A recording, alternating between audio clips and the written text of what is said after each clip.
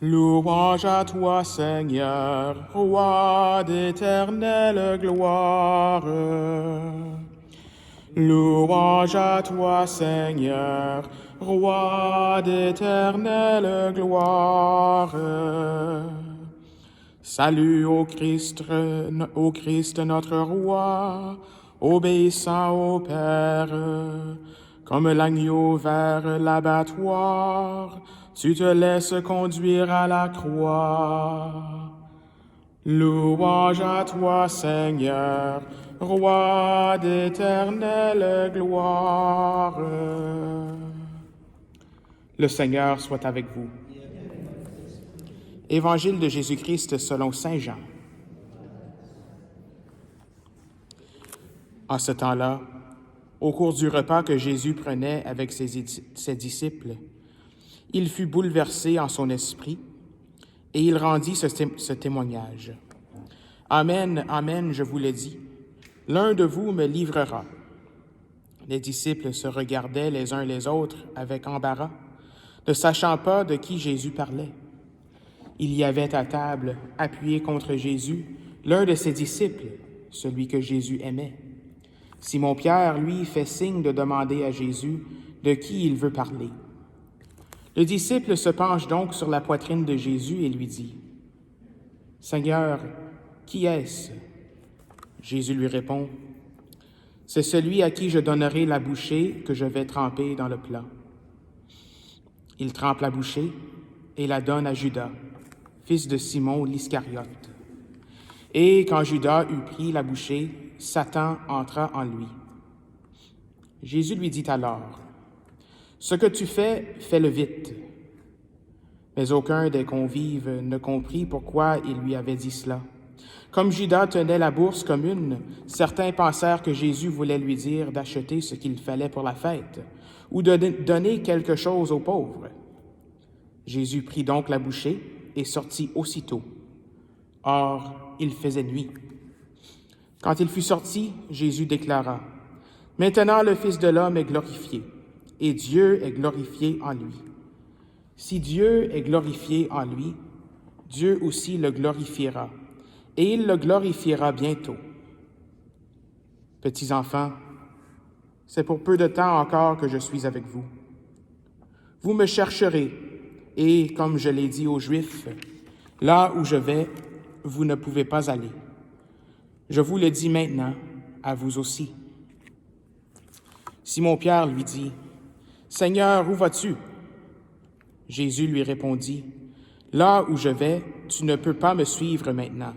Tu me suivras plus tard. » Pierre lui dit, « Seigneur, pourquoi ne puis-je pas te suivre à présent?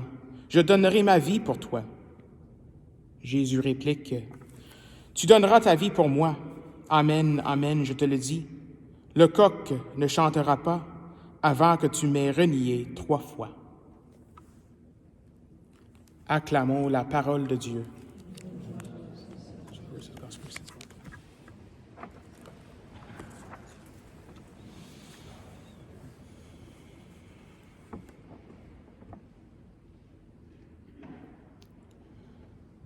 En ce mardi de la Semaine Sainte, ce mardi saint, l'Évangile nous présente 2 figures de trahison. Celle de Judas Iscariote, que nous connaissons bien, celui qui va trahir Jésus pour 30 pièces d'argent, celui qui va le dénoncer devant les autorités. Mais nous avons cette 2e figure aussi à la fin de l'Évangile, Simon-Pierre qui va le renier 3 fois. Je l'ai mal lu, mais je vais le relire encore. Jésus dit, « Tu donneras ta vie pour moi? » C'était une question que Jésus posait. Amen, amen, je te le dis, le coq ne chantera pas avant que tu m'aies renié 3 fois. Alors on peut se demander, mais peut-être, c'est quoi la différence entre ces 2 personnes? Judas et Pierre. Pierre qui sera le premier pape. Mais tous les 2 vont le renier, sauf le disciple que Jésus aimait. Tous ses apôtres vont le renier, sauf Jean. Et tout cela à un moment qu'on pourrait dire un moment de fête, ce repas de la Cène. Jésus lave les pieds de ses disciples. Il lave les pieds de Judas comme les autres.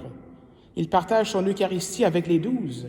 Judas inclus. Des fois, on a cette idée-là que le dernier repas, c'est tout silencieux, tout ça, mais je pense qu'il y aurait eu peut-être de la fête, au moins au début, avant que Jésus commence à rentrer dans ces détails-là. Donc, c'était la fête. C'était la Pâque. Tout cela nous montre que même à des moments de fête, des moments joyeux, des hauts dans nos vies, le mal n'est pas loin. Il existe encore cette réalité du mal dans le monde. Comme être humain, je vais commencer ça par dire qu'on est tous faits à l'image de Dieu. Le Seigneur a créé l'homme, et ce qu'il a créé, il a dit que c'était très bon, c'était très bien.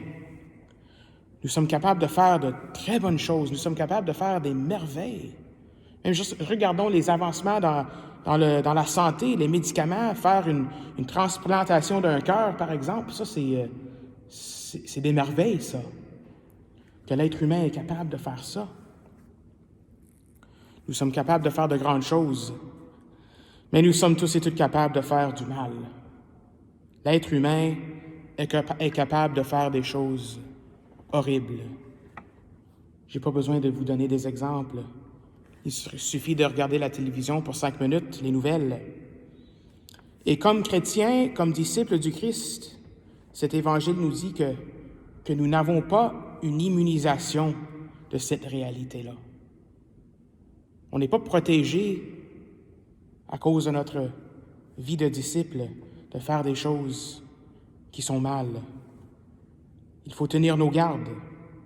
Judas, qui le suivait pour 3 ans, qui a vu tous ces miracles, qui a peut-être même été guéri lui-même, on ne connaît pas trop de son histoire, quand il a suivi le Christ, qui a fait partie du cercle interne de Jésus, il était capable de faire quelque chose d'horrible. Pierre aussi le reniera 3 fois. Tous les autres, sauf un, sauf Jean, et les maris l'abandonneront au pied de la croix. Alors, quelle est cette différence entre Pierre et Judas?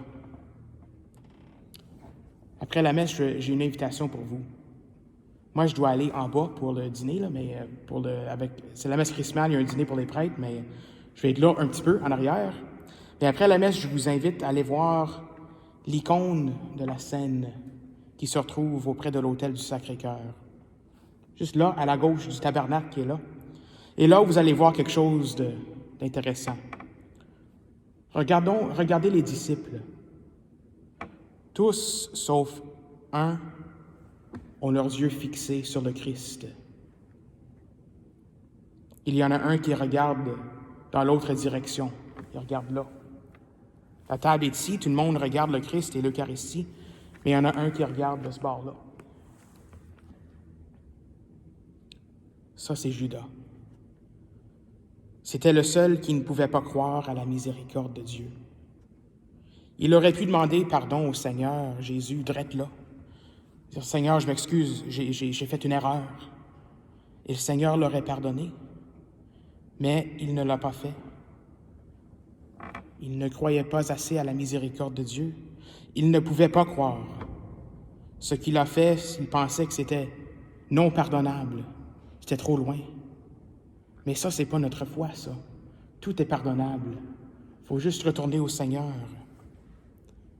Et à cause de cela, à cause de cette pensée-là, il s'est pendu. Pierre, lui, dans le jardin de Gethsémani, après l'avoir renié, posera son regard sur Jésus. Il va regarder à Jésus. Ça, c'est dans l'Évangile de Saint Luc, la Passion selon Saint Luc. Et Jésus, en silence, posera son regard sur lui. Pierre lui demandera pardon. Pierre, m'aimes-tu? Oui, Seigneur, je t'aime. Sois le pasteur de mes brebis. Il dira ça après sa résurrection. Pierre a cherché le pardon. Nous sommes capables de renier, nous sommes capables de trahir, nous sommes capables, même après un long temps de suivre le Christ, de le trahir. Et ça m'a fait peur quand je lis ça, quand je lisais ça. Quand je priais avec ça. Mais il ne faut pas avoir peur. J'hésitais à mentionner cela, mais nous le savons. Il y a des prêtres, pour des bonnes raisons, qui sont dans des prisons pour des crimes horribles.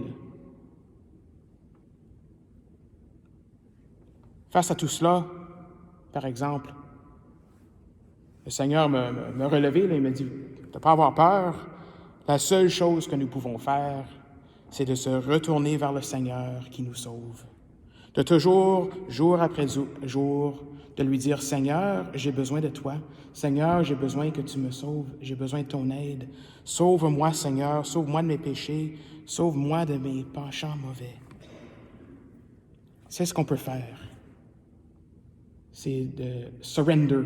J'oublie le mot en français. De se mettre, de poser notre regard sur le Seigneur. Ne regardons pas dans l'autre direction. Fixons nos yeux toujours sur le Christ qui nous sauve.